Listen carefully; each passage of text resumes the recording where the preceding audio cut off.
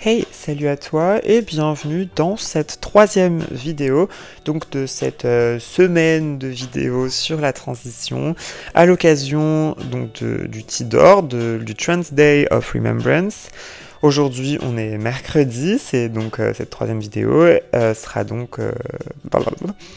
Aujourd'hui on est mercredi, c'est la troisième vidéo et nous sommes donc le 20 novembre. C'est aujourd'hui le Tidor, et donc je me suis dit qu'on allait faire une vidéo récap un petit peu de ce qu'est cette journée, de ce qu'elle signifie, et donc de sa validité, entre guillemets, encore aujourd'hui. Donc je me munis de mes notes. Le Tidor, donc c'est le Trans Day of Remembrance, c'est la journée du souvenir trans. Quelques mots rapidement sur son origine. Donc l'origine du Tidor, c'est la mort de Chanel Piquet, qui est donc une prostituée afro-américaine, femme trans, donc en 1995, le 20 novembre. Puis à chaque fois des meurtres transphobe, et ensuite du meurtre transphobe, encore une fois, de Rita Ester en 1998, en fin novembre. Rita Ester était aussi une femme trans afro-américaine, et le caractère transphobe de son meurtre a été plus ou moins établi par le fait qu'on n'ait aucune preuve que son assassin soit un de ses clients, et on n'a aussi recensé aucun vol dans son appartement, que ce soit ses bijoux, son argent, etc.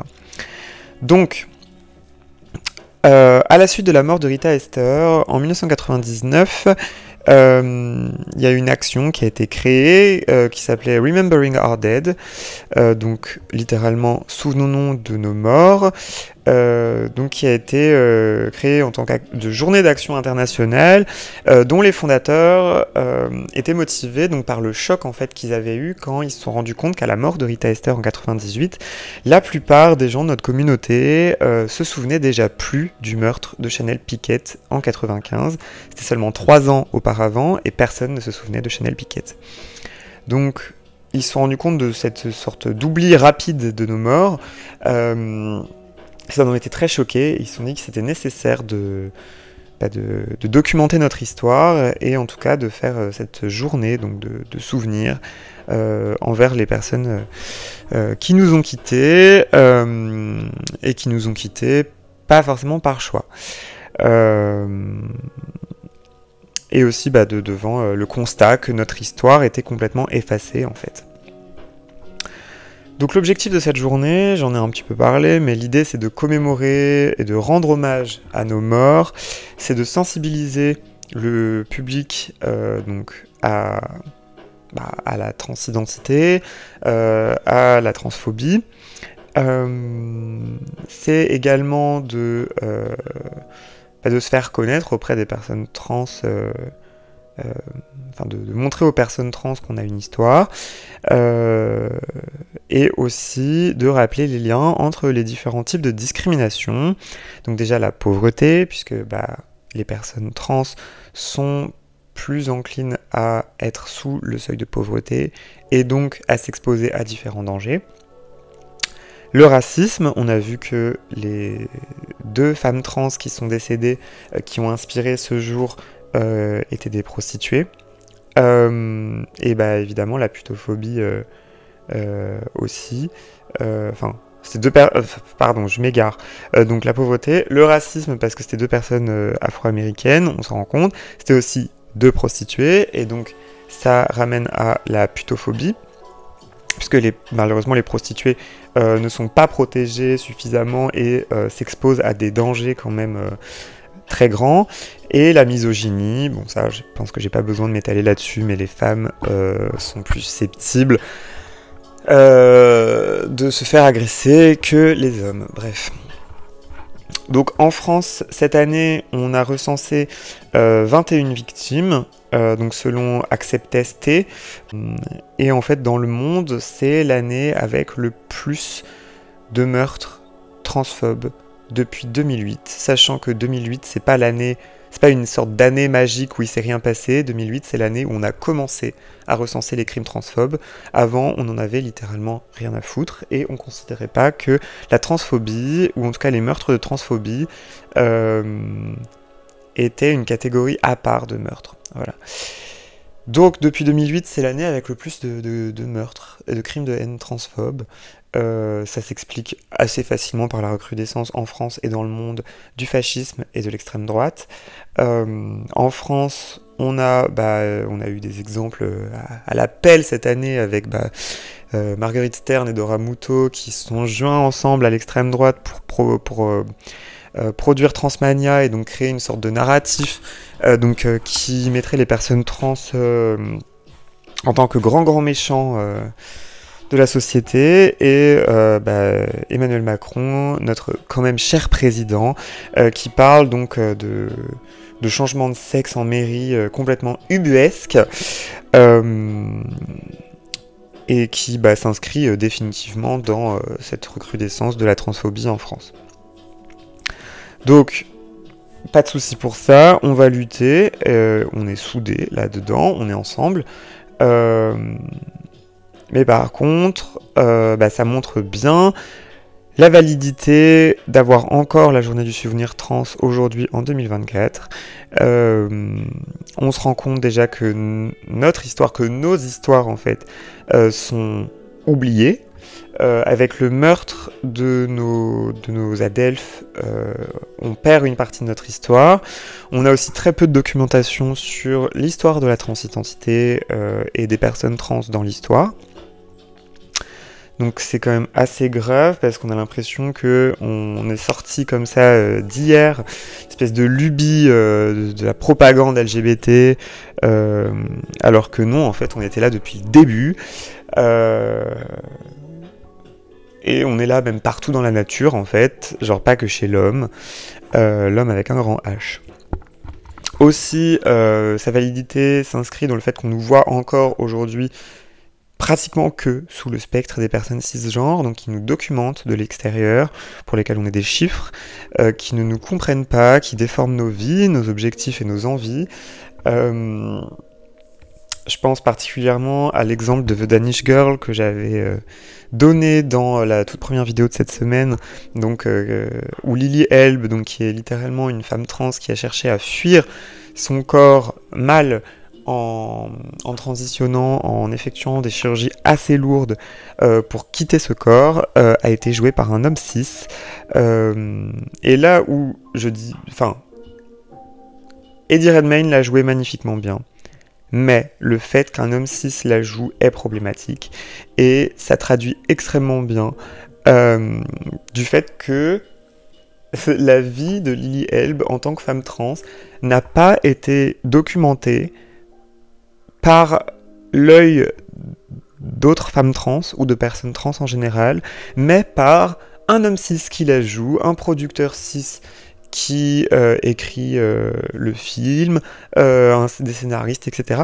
Les personnes trans ne sont pas consultées ou on ne commande pas aux personnes trans de documenter leur histoire, on les met pas en avant dans les films, dans les séries. Pose, c'est une des très rares séries où les personnes trans sont jouées par des femmes trans, ou par des personnes trans en général. Sense8, idem avec Nomi Marks, qui est jouée par Jamie Clayton, c'était un des premiers exemples dans mon histoire de la représentation, avec aussi Sophia dans Orange is the New Black, de femmes trans qui jouaient des femmes trans dans des séries connues. Et ça, c'est quand même très grave de se dire qu'on compte sur les doigts d'une main les exemples de femmes trans qui jouent des femmes trans dans les séries. Et même si c'est quand même plus présent maintenant, c'est présent que parce qu'on a eu cette discussion et que on a ouvert nos gueules et que maintenant on demande aux scénaristes, aux producteurs, etc., aux directeurs de films, de séries, d'inclure les femmes trans dans les personnages de femmes trans et surtout d'inclure des personnages de femmes trans dans leurs séries. Je pense par exemple à Jules dans Euphoria, qui est joué donc par Hunter Schafer. Genre, c'était important que Hunter Schafer, en tant que femme trans, joue Jules, et que ce soit pas un homme cis qui la joue. C'est très important. Ou même une femme cis. Parce qu'on n'a pas les mêmes problématiques, en fait. Et donc, rien de mieux qu'une femme trans pour jouer une femme trans, en fait. Rien de mieux qu'un homme trans pour jouer un homme trans. Surtout quand on parle de leur transition. Ça n'empêche pas qu'un acteur peut jouer un rôle, mais ça restera qu'un rôle. Voilà. Aussi l'importance donc de la journée du souvenir trans, parce que bon, on va pas juste faire un débat sur la représentation des personnes trans dans les films, mais ces films ont une importance pour les jeunes, et nos histoires ont une importance pour les jeunes, puisqu'il faut que les jeunes personnes aient accès à l'histoire des personnes trans, pour se rendre compte qu'on fait partie du paysage de notre société, en fait, qu'on en fait partie depuis longtemps, que les jeunes qui sont en questionnement ou sont trans mais ne l'ont pas encore découvert aient accès à ces ressources. Moi, j'ai mis très longtemps avant de voir des femmes trans dans les médias, et j'aurais aimé être au courant que ça existait bien plus tôt. J'avais aucune femme trans dans mon entourage. On m'en a pas parlé quand j'étais plus petite, parce que c'était pas connu, quoi. Ou alors qu'on voulait pas que ce soit connu, pour être plus précise. Et c'est hyper important que les jeunes personnes se disent que ça existe, qu'on n'est pas tout seul, que c'est des questionnements valides, qu'il y a des solutions à nos problèmes, etc. Je rappelle que le suicide est la première cause de mortalité chez les jeunes personnes trans.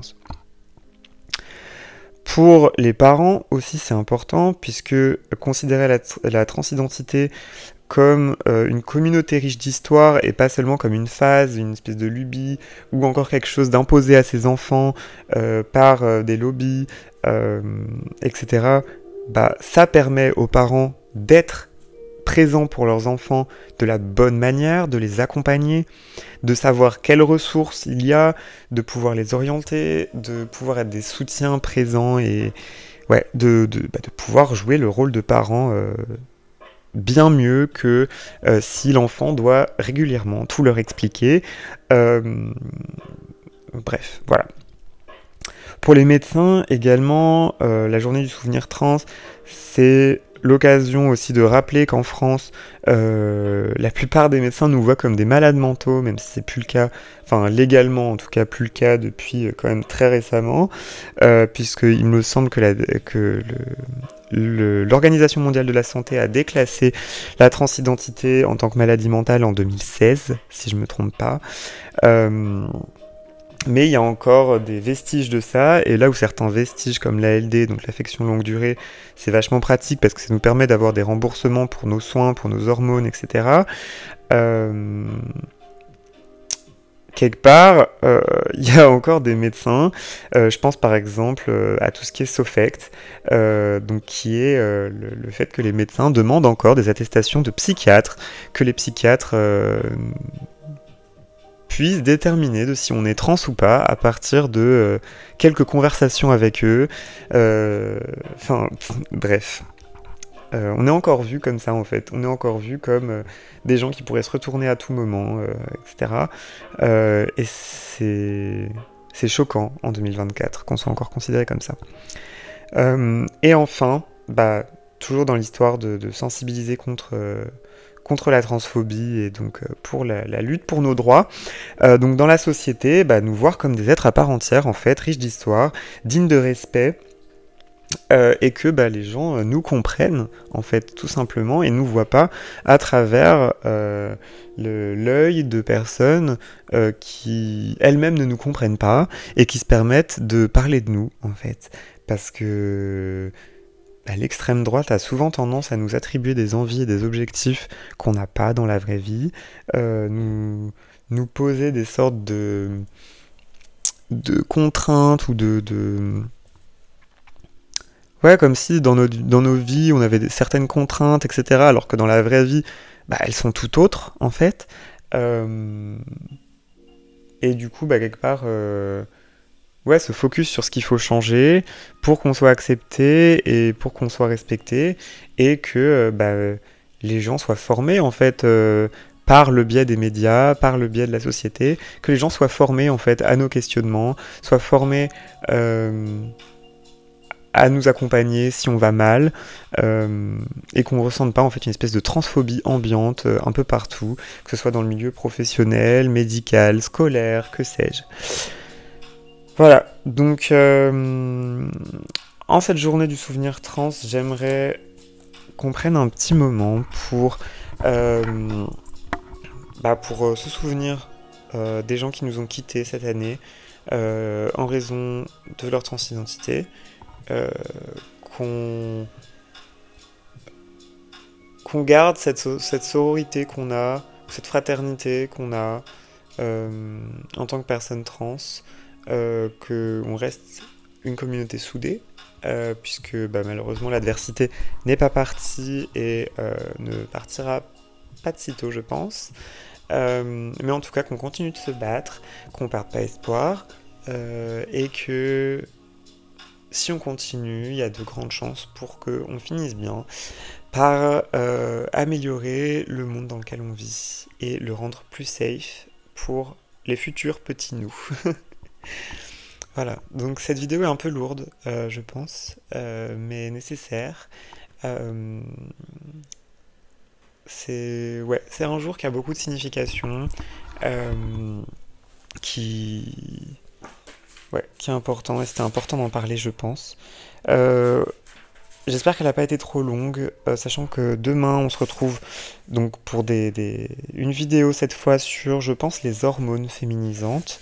Donc pour avoir un sujet peut-être un petit peu plus léger, avec un peu comme hier, donc sur les changements de sexe, etc. Plus un peu mon parcours et des conseils finalement. J'aimerais aussi qu'après on parle d'astuces féminisantes et qu'est-ce que je voulais parler d'autre? Probablement le laser, et on finira sûrement dimanche par donc une sorte de témoignage donc sur ma première chirurgie qui était donc ma pomme d'Adam. Voilà, c'est pas forcément une très lourde chirurgie, mais c'est la seule que j'ai faite, donc c'est la seule dont je puisse parler. J'ai essayé donc de changer un petit peu de sujet pour cette fin de vidéo, histoire de remonter un petit peu dans les positive vibes.